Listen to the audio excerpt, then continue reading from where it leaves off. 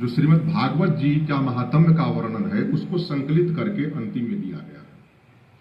श्रीमद् भागवत जी में तो जो 18 श्लोक जो बताया गया वो तो स्कंद पूरा हो चुका, पर ये महात्म्य है। और ये महात्म्य अन्य पुराणों में चूंकि अपने से अपनी महिमा को गाई नहीं जाती है, तो श्रीमद् भागवत महापुराण में ही श्रीमद् भागवत जी की महिमा हो, उन्हीं के श्लोकों में भागवत जी की महिमा हो, उससे अच्छा है जो अन्य पुराण जो श्रीमद् भागवत जी की महिमा का गान कर रहे हैं उसी का संकलन इस अध्याय में है।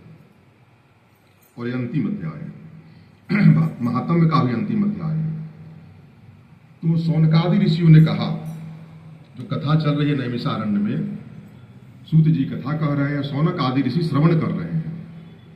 तो उन्हीं ऋषियों ने कहा कि सूत जी आपने हम लोग को बहुत अच्छी बात बताई, आपकी आयु बढ़े, आप चिरंजीवी हों।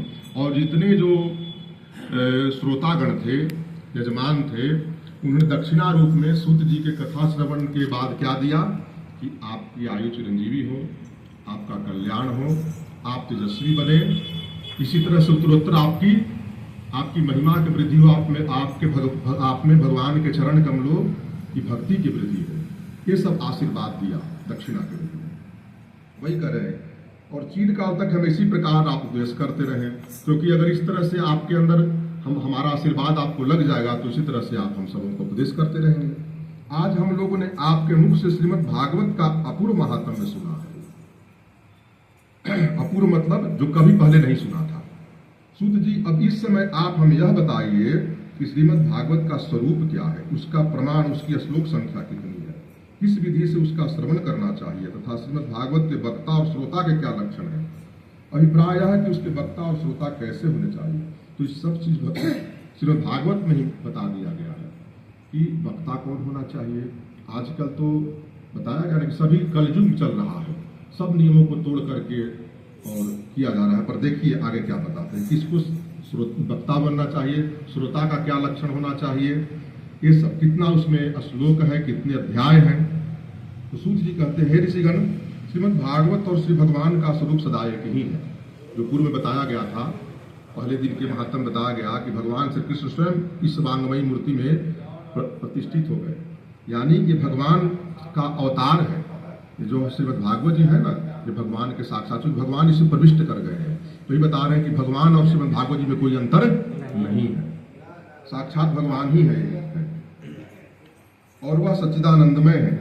भगवान श्री कृष्ण में जिनकी लगन लगी है, उन भावुक भक्तों के हृदय में जो भगवान के माधुर भाव को व्यक्त करने वाला, उनके दिव्य माधुर रस का आस्वादन कराने वाला सर्वोत्कृष्ट वचन है, उसे श्रीमद् भागवत समझो। यही तो कहे थे ना नारद जी कि भगवान की आपने माधुर लीला का वर्णन नहीं किया है, मधुराति मधुर लीला का वर्णन नहीं किया है। वही प्रसंग में यहाँ भी आ गया। तो अब चूंकि उसी चीज का वर्णन कर रहे श्रीमद् भागवत पुराण में, तो भागवत जी तो उसी से भरे हुए ना, भगवान के मधुराति मधुर लीलाओं से भरा हुआ है ग्रंथ है। भगवान के माधुर्य भाव का प्रकाश ज्यादा इस ग्रंथ में है। इसे श्रीमद् भागवत समझो, जो वाक्य ज्ञान विज्ञान भक्ति उनके अंगभूत साधन चतुष्टों को प्रकाशित करने वाला है तथा जो माया का मर्दन करने में समर्थ है, उसे भी तुम श्रीमद् भागवत समझो, जिसके श्रवण से, जिसके चिंतन से माया का मर्दन हो जाए। भगवान की ही योग माया है ना, योग माया शक्ति है भगवान का, और भगवान की माया योग शक्ति को हराना बड़ा मुश्किल है। तो भगवान के चरण कमलों का आश्रय लेने से, भगवान की कथाओं का श्रवण करने से माया स्वयं इस भक्त को छोड़ देती है कि अबे हमारे पति, भगवान पति हैं, योग माया के कौन है, भगवान पति हैं। तो भगवान स्वयं छोड़ देती है कि हमारे पति का वे उपासना कर रहा है, इसलिए स्वयं योग माया जो है उसको छोड़ देती है और वो भक्त फिर माया रहित हो जाता है। वही सी बात को यहाँ बताया गया है। और वही श्रीमद् भागवत जी का कथा श्रवण, श्रीमद् भागवत भगवान की कथाएं हैं, और कथा श्रवण से माया जो है सो उस जीव को छोड़ देती है। श्रीमद् भागवत अनंत है, अक्षर स्वरूप है, इसका नियत प्रमाण भला कौन जान सकता है। अब भागवत जी को पार पाना बड़ा मुश्किल है, इसके सही इसके रहस्य को, भागवत जी के रहस्य को, रहस्यार्थ को समझ पाना बहुत मुश्किल है, ये जीव से संभव नहीं है। सुख नारद आदि भी इनके महिमा का गान करते करते थक जाएंगे, पर गान पूरा नहीं हो पाएगा। तो हम सब जीव तो बलपज्ञ हैं, हम लोग से कहाँ तक संभव है।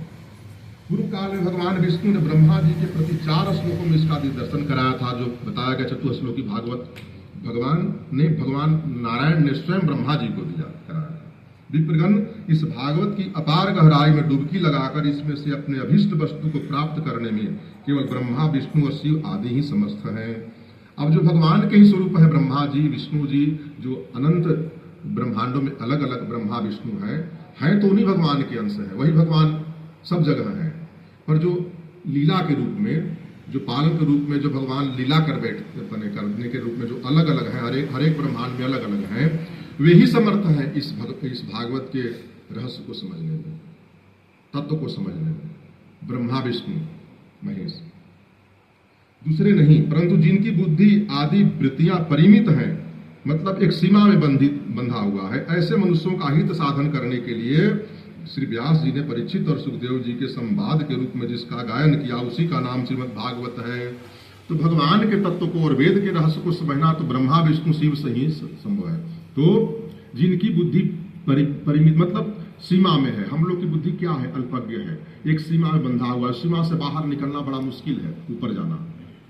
क्योंकि हम लोग प्रकृति के अंदर वाले प्राणी हैं, जो शरीर देहात्म बुद्धि जो हम लोग के अंदर है, ये प्रकृति के अंदर का है विषय। तो प्रकृति जनित बुद्धि से हम लोग भगवान के अनंत महिमा को कैसे समझ पाएंगे? तो उसी के समझने के चलते बहुत सरल करके, बहुत सुगम करके और बहुत आनंददायक करके जो वेद व्यास जी ने जो रचना कर दी भगवान के मधुराति लीलाओं के द्वार के माध्यम से का वर्णन करते हुए, इसी का नाम क्या है, श्रीमद् भागवत है। इस ग्रंथ की श्लोक संख्या 18,000 है। कितना श्लोक संख्या? 18,000 है। इस भवसागर में जो प्राणी कली रूपी ग्राह से ग्रस्त हो रहे हैं, उनके लिए वह श्रीमद् भागवत ही सर्वोत्तम सहारा है। इस कली रूपी ग्राह से ग्रस्त हो रहे, इस कलिकाल में जो कली रूपी ग्राह है, मगरमच्छ है, जो पकड़ रखा है, पैर को खींच रहा है उस घोर समुद्र में, उस घोर जल के अथाह राशि में, उससे रक्षा करने के लिए ये 18,000 श्लोक ही पर्याप्त है। इन्हीं 18,000 श्लोकों का गान करने से हम उस कली रूपी जो मगरमच्छ है उससे हम बच सकते हैं। अब भगवान श्री कृष्ण की कथा का आश्रय लेने वाले श्रोताओं का वर्णन करता है। श्रोता दो प्रकार के होते हैं, एक प्रवर उत्तम तथा एक अवर मतलब अथम, दो प्रकार के होते हैं। प्रवर श्रोताओं के चातक, हंस, सुख और मीन आदि कई भेद हैं। जैसे हंस का उदाहरण दिया गया ना, जो कथा श्रवण करते हुए माया के स्वरूप को समझ जाए, भगवान के स्वरूप को समझ गया और सब पूरा मतलब ग्रहण करते जाए, और जो उसमें उसके लायक उपयोगी हो उसको ग्रहण कर ले। कुछ देर पहले बताया गया वो हंस हो गया। इस तरह से एक उत्तम श्रोताओं में आते हैं, जो जिनमें इस प्रकार के लक्षण पाए जाते हैं, श्रवण के क्रम में वो उत्तम श्रोता में आते हैं। अवर के भी वृक्क, भ्रूण, वृष और उष्ट्र आदि अनेकों भेद बताए गए हैं। चातक कहते हैं पपीहे को, वो चातक, एक चातक है ना पक्षी, पपीहे को कहते हैं। वह जैसे बादल से बरसते हुए जल में ही स्पृहा रखता है, वो कभी भी कितना भी प्यास लग जाए, प्यास से छटपटा कर मर जाए, पर वह दूसरे जल का पान नहीं करता है। वह आस लगाए रहता है कि जब बादल बरसेगा उसी जल को हम पान करेंगे, दूसरे जल को छूता ही नहीं है। उसी प्रकार जो श्रोता सब कुछ छोड़कर केवल श्री कृष्ण संबंधी शास्त्रों के श्रवण का व्रत ले लेता है, वह चातक कहा गया है। वह चातक के समान श्रोता है, जो अन्यान इधर उधर के ग्रंथों किताबों को न पढ़ करके, जिससे बुद्धि केवल मलिन होती है, ऐसे पुस्तकों का अध्ययन न करके जिसमें श्री कृष्ण संबंधी, श्री कृष्ण के लीला संबंधी, श्री कृष्ण के गुणानुवाद संबंधी चर्चाएं जिस ग्रंथ में हो, उसी ग्रंथों का जो अध्ययन एकमात्र उसी का अध्ययन करता है, वो चातक की श्रेणी में आता है। जिस तरह से चातक बादल से ही बरसे हुए जल का पान करता है, प्राण चल जाए दूसरे जल को ग्रहण नहीं करता है, उसी प्रकार से जैसे हंस दूध के साथ मिलकर एक हुए जल से निर्मल दूध ग्रहण कर लेता है। और हंस क्या करता है, दूध और पानी मिलाकर दे दीजिए, पानी को अलग कर देगा, दूध को पी जाएगा। ये हंस बुद्धि है। इस प्रकार की जिसकी बुद्धि होती है, हंस कई बार बताया गया है। तो इस प्रकार जो निर्मल दूध ग्रहण कर लेता है और पानी को छोड़ देता है, उसी प्रकार जो श्रोता अनेकों शास्त्रों का श्रवण करके भी उसमें से सार भाग अलग करके ग्रहण करता है, उसे हंस कहते हैं। और सार भाग क्या है? भगवान के चरण कमलों की भक्ति, यही सार भाग है ना। भागवत जी का भी तो ही सार भाग है, और जितने भी ग्रंथ हैं सबका सार भाग यही है। और उसको जो ग्रहण कर ले वही हंस के समान से होता है। जिस प्रकार भली भांति पढ़ाया हुआ तोता अपनी मधुर वाणी से शिक्षक को तथा पास आने वाले दूसरे लोगों को प्रसन्न कर लेता है, जो तोता है उसको जो पढ़ा दे जो पढ़ लेता है, और अगर उसको बढ़िया सीताराम सीताराम सिखा दे तो भी बोलेगा और सुनने वालों को प्रसन्न कर देता है। उसी प्रकार जो श्रोता कथावाचक व्यास के मुंह से उपदेश सुनकर उसे सुंदर और मनमीत वाणी में पुनः सुना देता है, इतना एकाग्र होकर के श्रवण करता है वो कि जो वक्ता बोल रहे हैं, जो सुना रहे हैं कथा को, उस बिल्कुल उसी प्रकार से सुना देता है। इससे साबित क्या हुआ कि बहुत ही उसने एकाग्रता के साथ श्रवण किया। तो ऐसे श्रोता को तोता के समान कहा गया है। परिमित वाणी में पुनः सुना देता है और व्यास एवं अन्य श्रोताओं को अत्यंत आनंदित कर देता है। और जैसे हम भगवान श्रीमद् भागवत जी की चर्चा कर रहे हैं और आप सबसे कुछ पूछ दें और जिस तरह से मैंने सुनाया उसी प्रकार आप सुना दें तो हमको बहुत आह्लाद होगा, कथा सुनाने वाले को बहुत आह्लाद होता है। उसी प्रकार एक तोता की तरह गुण है। तोता जब भी सीताराम सीताराम जो सिखाए हुई बात को बोलता है तो कितना आनंद आता है। उसी प्रकार के श्रोता तोता की तरह श्रोता बनना चाहिए, चातक की तरह बनना चाहिए, हंस की तरह बनना चाहिए। ये तोता की तरह, सुख की तरह, सुख मतलब तोता होता है। जैसे क्षीर सागर में मछली मौन रहकर अपलक आंखों से देखती हुई सदा दुग्ध पान करती रहती है, उसी प्रकार जो कथा सुनते समय निर्निमेष नयनों से देखता हुआ मुंह से कभी एक शब्द नहीं निकालता, वो निरंतर कथा रस का ही आस्वादन करता रहता है। प्रेमी श्रोता मीन कहा जाता है, मछली के समान। मछली जिस तरह से जल में ही और दूध के समुद्र में ही रहता है, क्षीर सागर में जहाँ भगवान निवास करते हैं, और वहाँ निर्निमेष नयनों से केवल दूध को ही देखता रहता है, उसी का पान करता रहता है। उसी प्रकार जो श्रोता कथा के दरमियान इधर उधर की बातें न करके केवल श्रोता वक्ता की ओर टकटकी लगा करके उसके मुख से निश्रित वचनों को एकाग्रता पूर्वक श्रवण करते रहता है, वो मीन श्रोता, मछली की तरह श्रोता माना जाता है। जिस तरह से मछली केवल उसका ध्यान दूध की तरफ रहता है, उसकी तरफ रहता ही नहीं है, ठीक उसी प्रकार अन्य किसी तरह की कोई बात न करे कथा के दरमियान और श्रवण करे, वो मीन श्रोता हो गया। मीन मतलब मछली। ये तो प्रवर श्रोता हो गए। अब अवर मतलब जो अधम प्रकार के श्रोता है, ये उत्तम श्रोता हो गए। अधम श्रोता जो मतलब काम चलाऊ श्रोता है, उनकी यहाँ पर तो जितने भी है मैं देख रहा हूं सब उत्तम श्रोता है।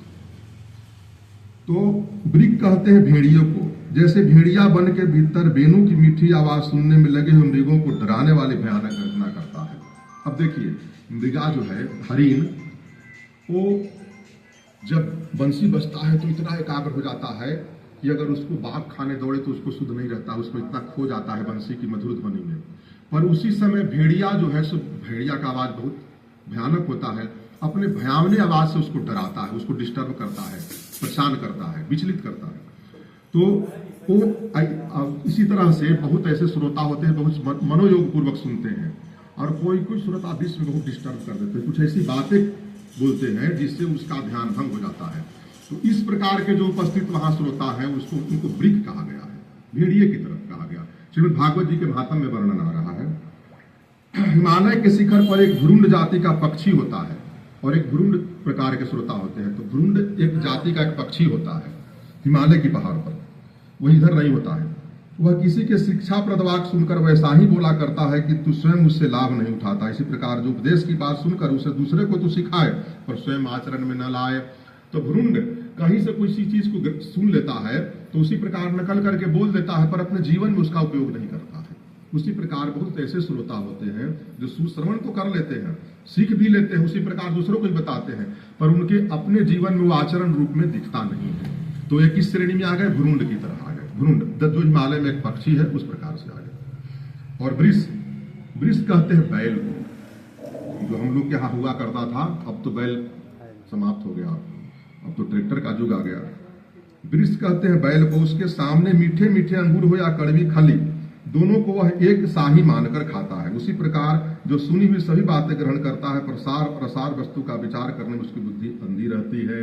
और एक श्रोता ऐसे होते हैं जैसे कथावाचक बहुत प्रकार के होते हैं, और कथा के दरमियान कुछ ऐसी बातें भी कहते हैं जो कड़वी होती है और कोई मधुर भी होती है। तो कुछ ऐसे भी श्रोता होते हैं कि कड़वी बातों को और कड़वा बना के अपने अंदर ग्रहण कर लेते हैं और उसको दुष्प्रचार करते फिरते हैं, ऐसा कहा ऐसा कहा। और अच्छी बातों को भी ग्रहण करते हैं। जिस प्रकार से बैल के सामने खली रख दीजिए, उसकी नाद में चाहे खली को गोद दीजिए या फिर अंगूर डाल दीजिए, उसको दोनों को समान भाव से खाता है। उसी प्रकार ऐसे भी श्रोता होते हैं, उनको बैल की श्रोता में कहा गया, श्रेणी में रखा गया। जिस प्रकार ऊंट माधुर्य गुण से युक्त आम को भी छोड़कर केवल नीम की ही पत्ती चबाता है, उसी प्रकार जो भगवान की मधुर कथा को छोड़कर उसके विपरीत संसारिक बातों में रमता रहता है, उसे ऊंट कहते हैं। ऊंट का क्या भोजन है? नीम की पत्ता। वो आम का पत्ता मीठापन रहता है ना पत्ते में भी, लेकिन उसको नहीं चबाएगा। वो किसको चबाएगा? नीम को। उसी प्रकार बहुत श्रोता होते हैं कि भगवान के कथा सुनने के बाद भी वो उस माधुर्य कथा को अपने जीवन में उतारने का प्रयास नहीं करते हैं, उसे खाते मतलब प्रयास नहीं करते हैं, तो सांसारिक विषय विलासों की ही बातों में वो रमे रहते हैं और वही उनको अच्छा भी लगता है। तो ये किस श्रेणी में आ जाएंगे? ऊंट की श्रेणी में आ जाएंगे। और ये कुछ थोड़े से भेद यहाँ बताए गए हैं। इसके अतिरिक्त भी प्रवर अवर दोनों प्रकार के श्रोताओं के भ्रमर और गधा आदि बहुत से भेद हैं। इन सब भेदों को उन श्रोताओं के स्वाभाविक आचार व्यवहारों से परखना चाहिए। जो वक्ता के सामने उन्हें विधिवत प्रणाम करके बैठे और अन्य संसारी बातों को छेड़कर केवल श्री भगवान की लीला कथाओं को सुनने की इच्छा रखे, समझने में अत्यंत कुशल हो, नम्र हो, हाथ जोड़े रहे, शिष्य भाव से उपदेश ग्रहण करे और भीतर श्रद्धा तथा विश्वास रखे, इसके सिवा जो कुछ सुने उसका बराबर चिंतन करता रहे और वक्ता के सामने साष्टांग दंडवत करे, नम्र रहे। और ये वक्ता के सामने नहीं, ये तो भगवान व्यास गद्दी है ना, यहाँ पर व्यास भगवान वेद व्यास स्वयं विराजमान है। किसी भी कथा को करने को वहाँ भगवान स्वयं विराजमान हो जाते हैं। तो इस व्यास गद्दी के सामने, वक्ता के सामने बिल्कुल नम्र भाव से और समझदारी के भाव से किसी भी चीज को हम समझ ले, इस भाव से कथा का श्रवण करें और हर समय हाथ जोड़ करके, ताकि हाथ जोड़ने से नम्रता आती है और जो उपदेश में जो बातें वचन कही जाती है वो बहुत ही सरलता से हृदय में प्रतिष्ठित हो जाती है। तो एक उत्तम श्रोता का लक्षण बताया गया है। जो उत्तम श्रोता होते हैं वो केवल भगवान की लीला कथाओं का ही श्रवण करते हैं, इसके अलावे दूसरी कथाओं का श्रवण ही नहीं करते हैं, संसारिक बातों की चर्चा ही नहीं करते हैं, न श्रवण करते हैं, केवल भगवान की लीलाओं का। जिसका मन सदा भगवान में लगा रहे, जिसे किसी वस्तु की अपेक्षा न हो, जो सबका सुहृद और दिनों पर दया करने वाला हो तथा अनेकों युक्तियों से तत्व का बोध करा देने में चतुर हो, इसी वक्ता का मुनि लोग भी सम्मान करते हैं। और वक्ता कैसा होना चाहिए? जिसका मन भगवान में लगा हुआ हो, जो सरलता से सुनने वालों को जो विषय वस्तु है उसको ग्रहण करवा दे, सरलता से। अगर क्लिष्ट भाषा का प्रयोग किया गया है ग्रंथों में तो उसको सरल बना करके और श्रोता को उसको समझा दे और स्वयं उसका आचरण करे। जब उसका स्वयं आचरण करेगा और आचरण करके जब अपने वाणी से कुछ भी वो बोलेगा तो अवश्य में वही श्रोता के हृदय पर प्रभाव पड़ेगा ही पड़ेगा। तो वक्ता इस प्रकार का होना चाहिए जो उसके हृदय को परिवर्तन कर दे, अपनी वाणी के द्वारा उसके हृदय को, श्रोता के हृदय को परिवर्तन करने में समर्थ हो। श्रोता इस प्रकार का बताया गया, वक्ता जो कथा कहने वाला हो। हे विप्रगण, अब मैं भारतवर्ष की भूमि पर श्रीमद् भागवत कथा का सेवन करने के लिए जो आवश्यक विधि है, ये जो विधि बताया जा रहा है सप्ताह यज्ञ के लिए, जो हम लोग जो कर रहे हैं परस्पर चर्चा कर रहे हैं, ये भागवत जी का आश्रय लेकर के, इनके श्लोकों का आश्रय लेकर के भगवान की लीला कथा का हम लोग आपस में चर्चा कर रहे हैं। पर जो सप्ताह होता है, सप्ताह ज्ञान यज्ञ होता है, उसमें विधियां हैं, उसमें मुहूर्त का भी शोधन होना चाहिए और कौन कौन सी विधि है उसके बारे में बता रहे हैं। आप सुने, इस विधि के पालन से श्रोता की सुख परंपरा का विस्तार होता है। श्रीमद् भागवत का सेवन 4 प्रकार का है, सात्विक, राजस, तामस और निर्गुण। जिस यज्ञ की भांति देखिए 4 प्रकार से होता है, सात्विक उद्देश्य से, राजस उद्देश्य से, तामस उद्देश्य से और निर्गुण उद्देश्य से, जिसमें किसी तरह का कोई कामना नहीं हो, जिसमें यज्ञ की भांति तैयारी की गई हो, बहुत सी पूजा सामग्रियों के कारण जो अत्यंत शोभायमान दिखाई दे रहा हो और बड़े ही परिश्रम से बहुत उतावली के साथ 7 दिनों में जिसकी समाप्ति की जाए, वह प्रसन्नता पूर्वक किया हुआ श्रीमद् भागवत का सेवन राजस है, मतलब रजोगुण से प्रभावित है कि 7 दिन में किसी तरह समाप्त कर देना है और विधि पूर्वक करना है, वो राजस है। 1 या 2 महीने में धीरे धीरे कथा के रस का 1 या 2-3 महीना में जो धीरे धीरे 1 अध्याय 2 अध्याय और खूब रस में डूब डूब करके अच्छे से जो रसास्वादन किया जाए, वो क्या है, सात्विक सेवन कहलाता है। वो सतोगुणी है, उससे श्रेष्ठ है, राजस से श्रेष्ठ है, जो 2 माह में। तामस सेवन वह है जो कभी भूल से छोड़ दिया जाए और याद आने पर फिर आरंभ कर दिया जाए। माने आज कर रहे हैं, फिर कल 2 दिन 4 दिन छोड़ दिए, फिर तीसरा दिन स्टार्ट किए और फिर छोड़ दिए। इस प्रकार जो अनियमितता के साथ हो उसको क्या कहेंगे, तामस कहेंगे। यह तामस सेवन भी न करने की अपेक्षा अच्छा और सुखी देने वाला। हाँ, लेकिन something is better than nothing, एक अंग्रेजी में कहावत है। तो न करने से कहीं अच्छा है कि अगर तामस भी हो जाए, यानी कि ये कभी कभी भी हो जाए तो भी कल्याणकारी है, वो भी जीवों का कल्याण कर देगा। जब वर्ष महीना और दिनों के नियम का आग्रह छोड़कर सदा ही प्रेम और भक्ति के साथ श्रवण किया जाए, तब वह सेवन निर्गुण माना गया। और जहां न कोई दिन का प्रतिबंध नहीं है, कितना दिन में समाप्त होगा, सदा जो जीवन पर्यंत जो रोज कथा का श्रवण किया जाए नियम पूर्वक, वो क्या है, निर्गुण, मतलब सबसे ऊपर का है। सत्व रज और तम तीनों से ऊपर है, 3 गुण है ना, सत्व रज और तम, इन तीनों गुणों से ऊपर हो जाने के कारण उसको निर्गुण कहा गया। वो निर्गुण सेवन हो गया भागवत जी का। राजा परीक्षित और सुखदेव के संवाद में भी जो भागवत का सेवन हुआ था वह निर्गुण ही बताया जाता है। उसमें जो 7 दिनों की बात आती है वह राजा की आयु के बचे हुए दिनों की संख्या के अनुसार है, सप्ताह कथा का नियम करने के लिए नहीं। वो 7 दिन में इसलिए समाप्त हुआ था कि 7 ही दिन उनकी आयु शेष थी, यानी कि जीवन पर्यंत चला, जब तक उनके जीवन शेष था, इसलिए उसको निर्गुण में ही लाया जाता है। वो सप्ताह विधि से नहीं किया गया था, वो जीवन पर्यंत के लिए किया गया था। अब उनका 7 ही दिन जीवन बच रहा था ऋषि के श्राप के अनुसार, तो 7 दिन में समाप्त की गई। पर वो कथा निरंतर चल रही थी, निरंतर, कोई समय से नहीं, निरंतर 24 घंटा। सुखदेव जी आसन से उठे नहीं थे। भारतवर्ष के अतिरिक्त अन्य स्थानों में भी त्रिगुण अथवा निर्गुण सेवन अपनी रुचि के अनुसार करना चाहिए। तात्पर्य है कि जिस किस प्रकार भी हो सके श्रीमद् भागवत का सेवन, उसका श्रवण करना ही चाहिए, जैसे भी हो, जिस भूमिका में है। अगर हम तमोगुणी भूमिका में ही है, जो हम उसी से संभव है, तो न करने की अपेक्षा अनंत गुना श्रेष्ठ है कि हम तमोगुणी रूप में ही करें, कभी कभी ही कर ले, लेकिन करें अवश्य। फिर कभी कभी करते करते रोज करने लगेंगे, फिर रोज करते करते जीवन पर्यंत करने लगेंगे। क्रम हमको वहीं से शुरू होगा, फिर हम उस तरह से हमारी उत्तरोत्तर वृद्धि होती जाएगी। हमारे कथा श्रवण की जो लालसा है, अभिप्सा है, उसमें निरंतर वृद्धि होती जाएगी। जो संसार के दुखों से घबराकर जो केवल श्री कृष्ण की लीलाओं के ही श्रवण कीर्तन और रसास्वादन के लिए ललायित रहते हैं और मोक्ष की भी इच्छा नहीं रखते, उनका तो श्रीमद् भागवत ही धन है। अभी कहा गया था कि भक्त लोग मोक्ष की भी इच्छा नहीं रखते हैं, तो केवल भगवान के चरण कमलों की भक्ति को ही चाहते हैं।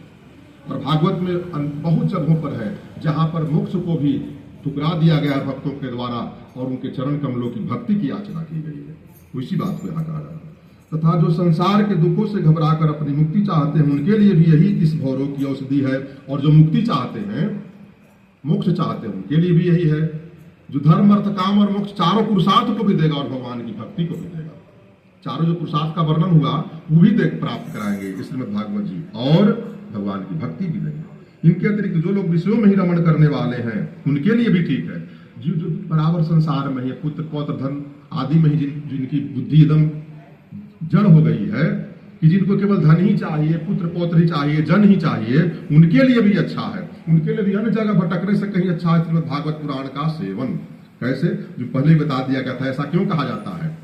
खींचने के लिए किया जाता है। आओ इधर, आओ तो सही यहाँ पर, फिर तो इसमें जो चुंबकीय शक्ति है वो तो तुमको प्रभावित कर ही लेगा, इसलिए ऐसा कहा जाता है। तो उनके लिए क्यों है? क्योंकि सांसारिक सुखों की जिन्हें सदा चाह रहती है, उनके लिए भी अब इस कलयुग में सामर्थ्य, धन और विधि विधान का ज्ञान न होने के कारण कर्म मार्ग से मिलने वाली सिद्धि अत्यंत दुर्लभ हो गई है। ऐसी दशा में उन्हें भी सब प्रकार से अब इस भागवत कथा का ही सेवन करना चाहिए। जो बड़े बड़े यज्ञ हो रहे हैं, उनकी विधि अब लुप्त हो गई है। जो कर्म योग है, उससे अब जो धन संपत्ति आदि प्राप्त होते थे, उसका वो मुश्किल से प्राप्त होंगे, क्योंकि अब सारी विधियां लुप्त होती जा रही है। तो उनको भी धन चाहिए, धन सुख संपत्ति चाहिए, तो श्रीमद् भागवत कथा के श्रवण से ही संभव है। ये बता रहे हैं। ये किसके लिए? जो विषयी जन है उनके लिए बता रहे हैं, और भक्तों के लिए तो भगवान का चरण कमल चाहिए ही। यह श्रीमद् भागवत की कथा धन पुत्र स्त्री हाथी घोड़े आदि वाहन, यश मकान और निष्कंटक राज भी दे सकती है। इनमें इतना सामर्थ्य है कि इनका निरंतर सेवन अगर इसी के लिए किया जाए तो यहाँ माने अपार धन भी मिल सकता है, यहाँ तक कि निष्कंटक राज भी मिल सकता है, सुंदर स्त्री मिल सकती है, पुत्र पौत्र आदि प्राप्त हो सकते हैं, सब कुछ प्रदान कर सकती है श्रीमद् भागवत जी अगर इनका सेवन किया जाए तो। सकाम भाव से भागवत का सहारा लेने वाले मनुष्य संसार में अनुवांछित उत्तम भोगों को भोग कर अंत में श्रीमद् भागवत के ही संग से श्री हरि के परम धाम को प्राप्त हो जाते हैं। देखिए बात आ गई। और वो सकामी पुरुष जो होते हैं, जो सकामी पुरुष भी हैं, वो धीरे धीरे इन सभी चीजों को उनको मिलता है, भोग भी करते हैं, लेकिन ये जो भागवत जी की महिमा है कि अंत में उनको वैसे सकामी पुरुषों को भी भगवान के चरण कमलों की प्राप्ति करवा देती है। इसीलिए खींचा जाता है कि आओ तुम पुत्र के लिए ही आओ, धन के लिए ही आओ, पर श्रीमद् भागवत का सेवन करो। अंत में तुमको पुत्र पौत्र को प्राप्त करा करके, धन को भी प्राप्त करा के, राज को भी प्राप्त करा के, अंत में तुमको भगवान की चरण कमलों की भक्ति भी प्राप्त करा देंगे श्रीमद् भागवत जी, जो यहाँ पर कहा गया साफ श्लोक में है। धनम पुत्रा तथा दारान वाहन आदि गृहान असापात्यम च राज्यम च दह्याद भागवती कथा। ये सब कुछ सुंदर पत्नी, राज आदि सब कुछ दे सकती है। ये महात्म्य है, यही श्रीमद् भागवत जी का महात्म्य है। खूब लोग ध्यान से श्रवण कीजिए। आज पूर्णाहुति का दिवस है, कुछ समय अधिक भी लगे फिर भी श्रवण कीजिए। सकाम भाव से भागवत का सहारा लेने वाले मनुष्य इस संसार में मनोवांछित उत्तम भोगों को भोग कर अंत में श्रीमद् भागवत के ही संग से श्रीहरि के परम धाम को प्राप्त हो जाते हैं। यानी कि जो श्रीमद् भागवत जी में एक जगह कहा है अर्जुन से, श्री भगवान कहे हैं, भगवान कृष्ण कहे हैं कि पार्थ नैवेह नाम उत्र विनाश अस्तस्य विद्यते नहीं कल्याण कृत कस्य दुर्गतिम तात गच्छति।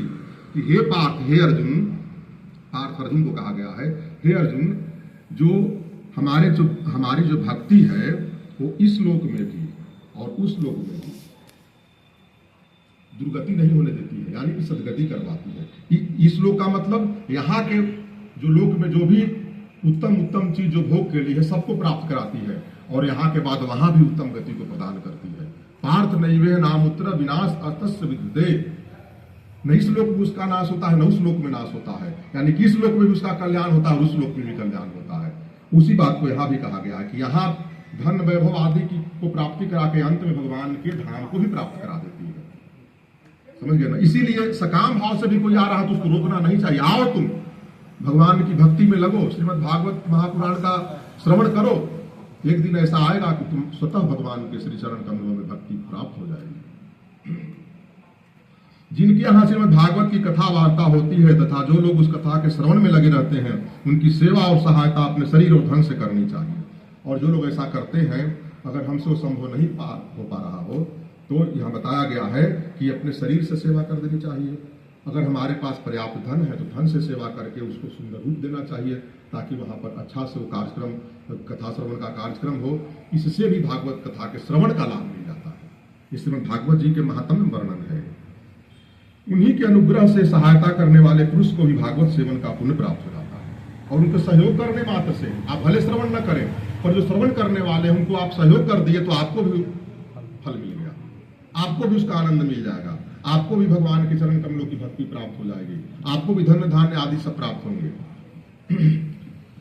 कामना दो वस्तुओं की होती है। श्रोता दो प्रकार के होते हैं, एक श्री कृष्णार्थी होते हैं, धनार्थी होते हैं, अर्थार्थी होते हैं।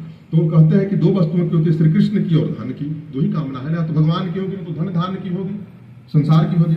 श्री कृष्ण के सिवा जो कुछ भी चाहा जाए सब धन के अंतर्गत आएगा। यानी भगवान के सिवाय जो हम चाहते हो सब धन के अंतर्गत।